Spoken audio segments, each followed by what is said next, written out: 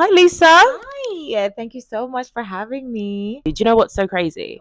Before you came to London this time, I'd actually done a ton of research on you anyway. Yeah, Really? because I was really intrigued by your journey, especially being from the Caribbean. I'm Caribbean too, being on the Housewives of Dubai. There were so many things about you being a businesswoman, being a mum, that I was just like, this woman is fabulous. Oh, Like, thank fabulous. you. Thank you so much. That's So, so sweet. yeah, so it was Oh, all meant to be, and I'm really happy I it finally got to was. talk to Well, I you. loved you when you came to Sheesh and we had dinner and everything. I was like, oh my gosh, she's such a girl's girl. I love Yeah, her. it was fantastic. So, how many times have you been to London now?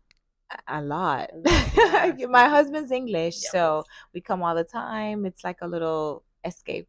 Oh, Yeah, I it's love cute. that. I love that. So you're no stranger to reality TV because some people may know you from College Hill, of Yeah, course. So Real Housewives of Dubai isn't your first kind of go at reality it's TV. not. How have you preserved your family relationship with your family, relationship with your husband amongst all the chaos that comes with being in the limelight? What would you say is your best advice, and how have you preserved those things that mean the world to you?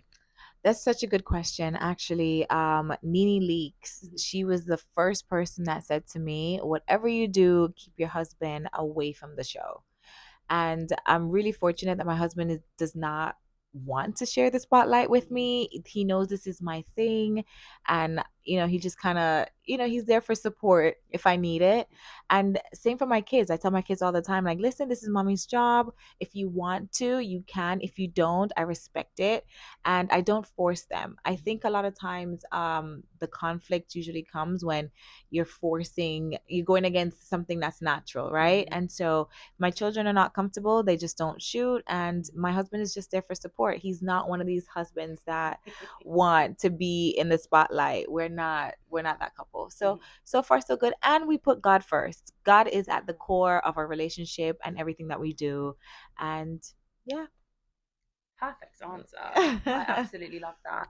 I love that for you. And I love that you ultimately said putting God at the center Yeah, because after that, everything else just flows. everything It else. flows like water. And on the topic of talking about, your husband and the reality show, it's funny because when you first told him about it, he actually wasn't really on board with it. He was like, no, which Mhm. many people may not know about. Yeah. But I'm sure now it's been a few years. He's gotten used to it. Yeah. So what's his response? How does it differ from how he was beforehand, and how is it now? Are you guys pretty chilled with it, and what are your kind of plans for the future? Would you continue doing reality TV? So it's if you ask him, it's always gonna be a no. He Even likes now, even now. he's doing it, but he's like still like no. But I'm Yeah, doing it, but yeah, no. exactly. He supports me, and I Yeah, think that's the only reason why he carries yeah. on with it. But my husband's very private. He likes to be private. He does not want to be recognized in any way, shape, or form, unless it's for his charity or something like that. He's quite reserved like that. But we just navigate our space. Like, I don't tell him what to do with his business. He doesn't tell me what to do with mine, unless it's something dealing with my maternity brand, Yeah. Mina Rowe, because he's the CFO. But outside of that, we kind of keep our work lives very separate, and we just support each other. Something I've thought about quite a lot when it comes to Dubai and living in Dubai. How has it been raising your children in Dubai? I'm so curious to know because culturally it would be so different. I mean, you've had the best of so many worlds Yeah. from being in Jamaica to being in Miami to having dibble and dabble in the UK as well, and then now going to Dubai. Raising your kids there, how has that been for you? It's been amazing, honestly. A lot of people, I don't think the Dubai Tourist Board advertises a lot for families, and they should, because it's actually one of the safest and best places to raise children. I have three sons, and my boys, they're not as advanced when it comes to certain things. They're not as exposed because they live in a very conservative country. I love it. My kids are safe, and I would not want to raise them anywhere else, really. I mean, that's what I was going to ask. If you could do it all over again, would you do it the same way? I would do it exactly the same way. Now that they want to be footballers, they're begging to move to the UK. So that's we'll consider Oh, it. We'll consider it. But for now, Dubai is home. the Real Housewives of Dubai and what we see on screen, how much of it is actually real? Everything is real. Mhm. It's not scripted, so they are literally following your life. However, the girls can sometimes manufacture fake um drama, because they want a moment. They'll go in the media and say things that are not true. That aspect of it, you can get the fake and the effery, but in general, it's real. And do you call them out on it?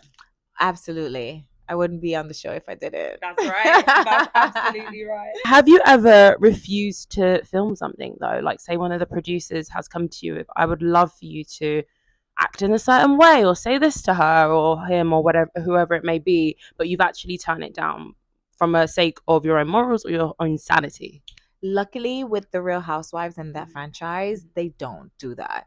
Because that would be a lawsuit waiting to happen. Because you hear it so much though with certain shows, like later down the line. Yeah, I've heard it. No one's ever told me to do something that I wasn't comfortable with doing. They actually don't tell me to do anything. I feel like I show up, I get my job done, and I don't need instructions. Maybe it's for the boring ones. Like they're not bringing anything, so the producers feel like they need to get something out. But no, I've never had that experience. Oh, that's great. That's great. And is there anything that has happened maybe over the last few years that you wish you could have done differently, or any regrets at all about how you've conducted yourself at times or what you've said in the press or on the show? You know what? I think for me, I live my life unapologetically me. I have no regrets. If I said it, I meant it. And I ain't taking nothing back. That's probably the best way to live. Now, how you receive it, if that offends someone, I'm always the first person to apologize. I don't have an ego too big to apologize if I'm in the wrong, but I more than likely would have meant it when I said it in that moment. Got it. A lot of the fans of the show obviously want to know about you and Ayan, and obviously the fallout essentially. Where do you stand right now with her?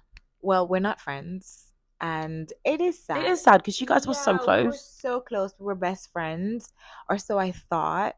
But you learn who someone is when they're mad at you, because that's when their true character and they're the person who they really are and how they really feel come out. We have a reunion coming up very soon, so we're gonna sit down to talk for the first time. So you haven't seen her since? We've ran into each other, but we've never really spoken. So she has her version of what happened. I have my version of what happened. My version is the truth. But I'm willing to sit and hear her lies. Yes. I'm so excited for the reunion. Yes, me too. It's coming up next week. Yeah. You got your outfit? I do.